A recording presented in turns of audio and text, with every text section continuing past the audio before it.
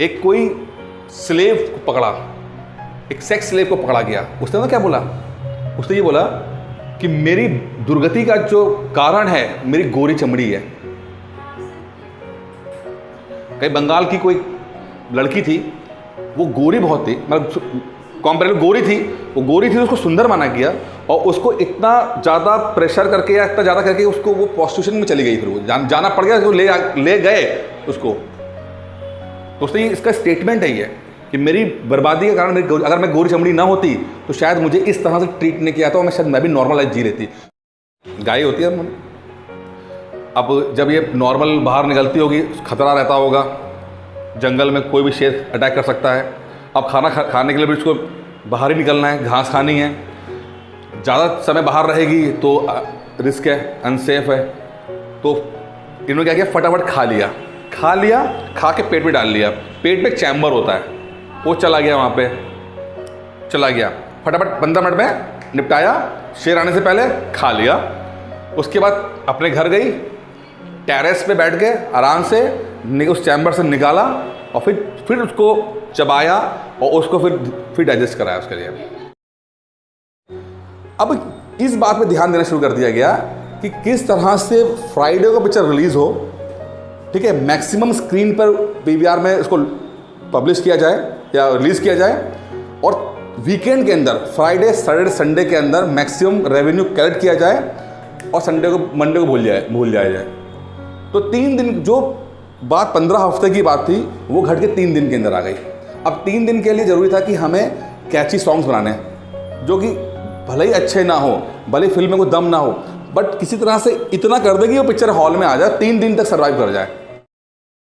एक आईएएस का time bound promotion होता है, 5 साल में यहाँ जाना है, 10 साल में यहाँ, 15 साल में यहाँ, 20 साल में यहाँ, टाइम बाउंड है, फिक्स है, कोई डिफरेंस नहीं है। पीसीएस में ऐसा कुछ नहीं भैया, राज्य सेवा नियम के माध्यम चलता है। हर राज्य का सिस्टम अपना अलग है, यूपी का अलग, बिहार का अलग, उस हर राज्य का सेवा नियम बने गए हैं। जरूरी नहीं है, रिक्वायरमेंट के ऊपर ज़्यादा रहता है, ठीक है।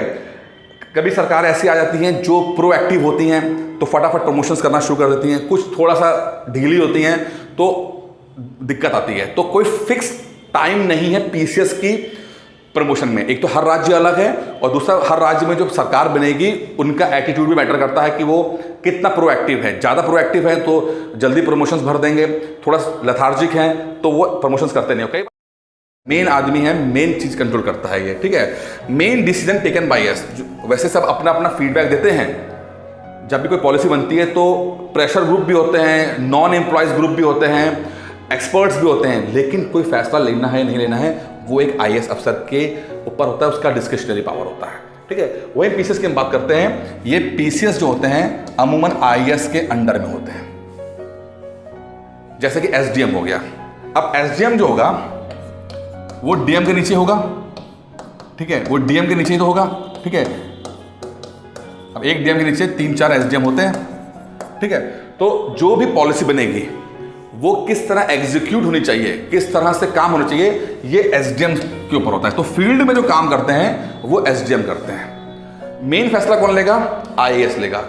उस काम को एग्जीक्यूट करना, ठीक है, वो कौन करेगा, एसडीएम के माध्यम करेगा, ठीक है। जब देश हमारा गुलाम था, अंग्रेजों के कंट्रोल में था, तो अंग्रेजों ने, जो अंग्रेज हैं वो टैक्स कलेक्ट करने के लिए कुछ उन्होंने ऑफिसर्स रखे।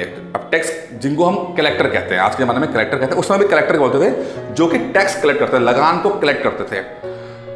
धीरे धीरे जो ये कलेक्टर थे इनको पावर और दी गई, और यहाँ तक कि दी गई कि वो जो छोटा मोटा लॉ एंड ऑर्डर का मसले हो वो भी वो सुलझाने लगे।